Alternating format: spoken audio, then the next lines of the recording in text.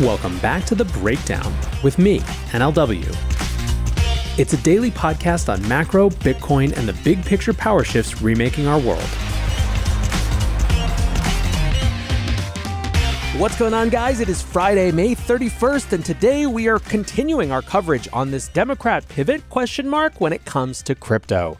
Before we get into that, however, if you are enjoying The Breakdown, please go subscribe to it, give it a rating, give it a review, or if you want to dive deeper into the conversation, come join us on the Breakers Discord. You can find a link in the show notes or go to bit.ly/breakdownpod. Well, friends, it has been all crypto politics all the time for the last couple of weeks, ever since really former President Donald Trump started taking the crypto mantle. And the most recent version of this story, which we covered at length yesterday, was reports that the Democrats had started to shift their attitudes as well, making overtures even from the White House and the Biden campaign to the crypto space. However, one of the big questions is if this is indeed happening. How deep is the shift? How broad is the shift? How real is the shift? And how are they going to prove it? Today, we're going to look into a couple stories that somehow relate to that. We start with someone who is most distinctly not trying to bridge to the crypto industry, which is, of course, Elizabeth Warren. Warren is back with another letter, this time to the DEA, that's the Drug Enforcement Agency for those who don't know, asking for an update on, quote, actions to crack down on drug traffickers' exploitation of crypto to grow their businesses and launder their ill-gotten gains. Warren's central argument in the letter is that, quote, cryptocurrency has played an increasingly prominent role in the global fentanyl trade over the past decade, both in terms of facilitating the manufacturing and trafficking of fentanyl and in laundering drug cartels' criminal proceeds. This narrative that crypto is fueling the drug trade was pushed by Warren mid-last year. Since then, the Treasury has added individuals and entities linked to the Sinaloa cartel to the sanctions list. 25 Chinese drug manufacturers known to be exporting fentanyl precursors were also sanctioned. Each of these measures included listing crypto wallet addresses tied to these entities. When Warren has presented this issue in Congress, she has typically cited a single case where a Sinaloa cartel member was indicted for laundering $900,000 using crypto. Of course, what's missing from her attacks is the billions of dollars the cartel launders through the traditional financial system. Just to take one example, at the beginning of this month, the DOJ announced an investigation into TD Bank for laundering hundreds of millions of fentanyl profits. So far, there have been no calls to shut down the bank, as Warren is aiming to do with the crypto industry. This is, of course, Elizabeth Warren's playbook. She takes a very real, widespread problem, focuses the entirety of the problem on the crypto industry, and presents a crypto crackdown as the only solution. It's somewhere between incredibly pernicious and incredibly naive. The idea that an issue as complicated as the fentanyl trade can be quickly and easily solved with a crypto ban is just ludicrous. Crypto lawyer John Deaton, who is running against Warren in November, has made this point during his campaign. During a panel at Consensus, he referred to Warren as the true crypto candidate in Massachusetts, as she has abandoned almost every other policy in favor of going after crypto. He said, there's a lot of real-world things that need to be addressed. I relish the day that I can stand on a stage with her and we can talk about income equality and the opioid problem. What's more, this letter is emblematic of the problem with Warren's approach. Instead of asking the DEA generally about their efforts to stem the flow of fentanyl, all she cares about is the crypto angle. There's no talk of additional resources that might be needed in other areas, only a question of whether the agency needs Warren to push anti-crypto legislation, which leads one to the inevitable conclusion that she does not care about the actual issue underlying this. She has decided to be the world's great crypto policewoman and increasingly cares about nothing else. Other people in politics aren't buying her shtick. Senator Cynthia Lummis tweeted, $900 million in non-crypto fiat currency money laundering versus $900,000 in crypto money laundering. Crypto is clearly not the problem. Criminals and bad actors are. It would be a historic mistake to crush an entire emerging industry based on incorrect data. Speaking of Senator Lummis, she and House Financial Services Committee Chair Patrick McHenry have written to President Biden urging him to back down from his veto threat. The legislation that would repeal SAB 121 is currently sitting on Biden's desk, with a deadline to make a decision coming early next week. You'll remember that SAB 121 requires custodians to place their customers' crypto assets on their own balance sheet. Not only does this put crypto assets at risk during the bankruptcy of a custodian, but it also functions as a ban on commercial banks providing custody due to onerous capital requirements. Even with the threat of veto hanging over the bill, a large number of Democrats defied the White House and voted in favor of the bill. Lummis and McHenry wrote, given the overwhelming bipartisan votes, we urge you to sign the bill into law and work with the SEC to rescind the staff guidance. Rescinding SAB 121 is well within the SEC's authority, and there is ample precedent for revisiting a staff accounting bulletin. If the president does decide to go through with his threat to veto, overturning that would require a 2/3 majority vote in Congress. And although Democrat support for the bill was much larger than expected, it was not enough to hit that threshold. Some have been suggesting that the White House could be looking for an exit ramp on this issue. The threat to veto could be viewed as a heavy-handed call for support from congressional Democrats. If the president simply signs the bill and pretends that the veto threat never happened, it could be seen as backstabbing Democrats who voted in line with White House policy. On the other hand, vetoing the bill will be seen as a clear sign that the White House isn't serious about its pro-crypto pivot. This could further damage relationships with crypto industry figures who have been approached to help repair the administration's crypto stance heading into the election. For this reason, we could be heading into a situation where the SEC is required to take one for the team and rescind the guidance, as Lummis and McHenry have suggested. This would sidestep the veto issue and allow the White House to save face.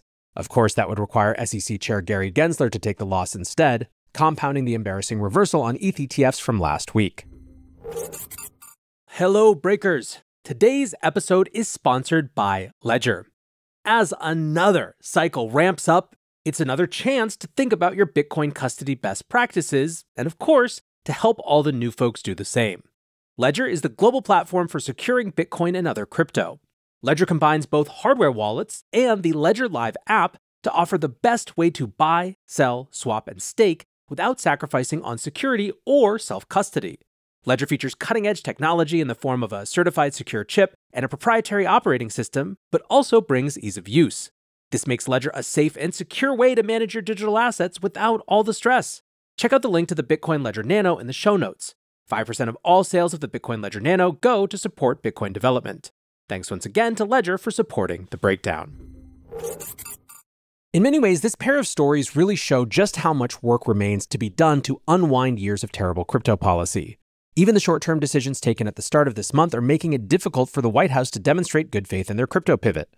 Finance lawyer Scott Johnson produced a list of everything that has happened under the Biden White House and came up with 27 current policy positions that are still harming the industry. These include the OCC's refusal to enact Brian Brooks' Fair Access Banking Rule, enforcement actions against Coinbase, Binance, and Kraken, Wells notices to Consensus, Uniswap, and Paxos, SEC incorporating DeFi into the dealer rule, Treasury inserting broker language in the dead of the night into must-pass legislation without debate, the FBI issuing a warning to crypto wallet users suggesting that they may lose their funds, the DOJ violating 5 years of FinCEN guidance to shut down Tornado Cash, the Kansas City Fed branch denying Custodia's application for a master account, 103 Democrats and 2 Republicans signing an Elizabeth Warren letter falsely exaggerating terrorist financing, and a number more. On the positive side of the ledger, he could think of only 4 items: the 2 recent votes, the ETF decision, and the Biden campaign reaching out to industry figures. He concluded, "There's a long way left to go before anyone in this space trusts that Dems are actually turning the corner, at least to a meaningful degree." And boy, did this take resonate across a wide section of the crypto industry. Nick Carter tweeted, "Yep, no time for forgiveness. They held their boot to our neck for years and lifted it a millimeter over the last 2 weeks. Boot is still firmly on neck. Total regime change is needed."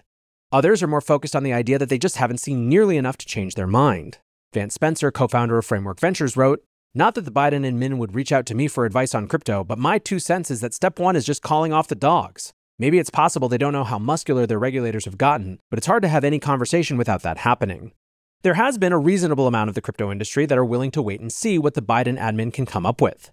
Generally, their arguments focus on the idea that Donald Trump can't be trusted to follow through on any of his commitments, or that it's in the industry's best interest to strive for bipartisan support.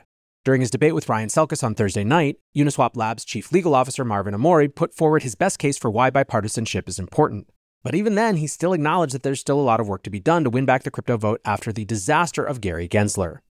Now, for those of you who hold out hope that this doesn't have to just become a D versus R issue, yet another thing calcified into left versus right, I want to share this clip of Republican GOP whip Tom Emmer discussing why crypto needs to remain nonpartisan. First off, it ain't bipartisan. This is nonpartisan. And I hope both camps figure this out, because this can't become a us versus them issue. It has to be a we. And we've worked really hard to do this. And I know people are going to make arguments, but I don't believe you've got Republicans and Democrats fighting with each other right now. I believe you have people who side with the administrative state and the central government, and you have people who side with the individual. So what would it look like to actually shift policy? Well, some folks aren't waiting around to make their ideas clear.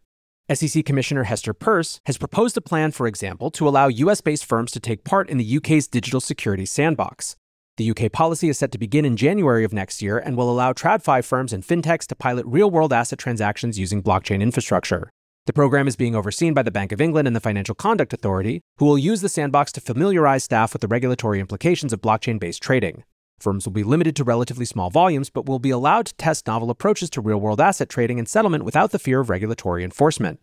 The program is expected to operate for 2 years with the possibility of extending it to 5. Peirce presented the idea of U.S. firms and regulators taking part in a cross-border sandbox. She explained that previous sandboxes have allowed disruptive startups to more easily survive and compete in highly regulated fields. The approach also allowed regulators to get a better idea of how emerging services would operate in the real world, increasing the effectiveness of regulatory oversight.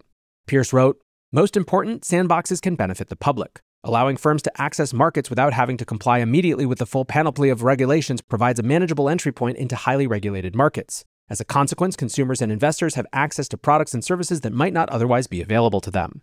She also argued that collaboration across the Atlantic would be a powerful accelerator, writing, "A cross-border sandbox could be even more transformative than a solely domestic one.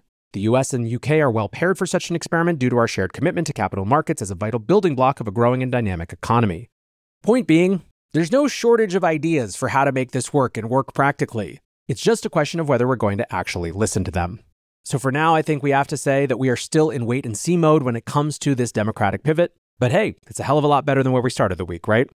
That's going to do it for today's breakdown. Big thank you, as always, to my sponsor for today's show. Check out the Ledger Bitcoin Orange Nano. 5% of sales will go to support Bitcoin development.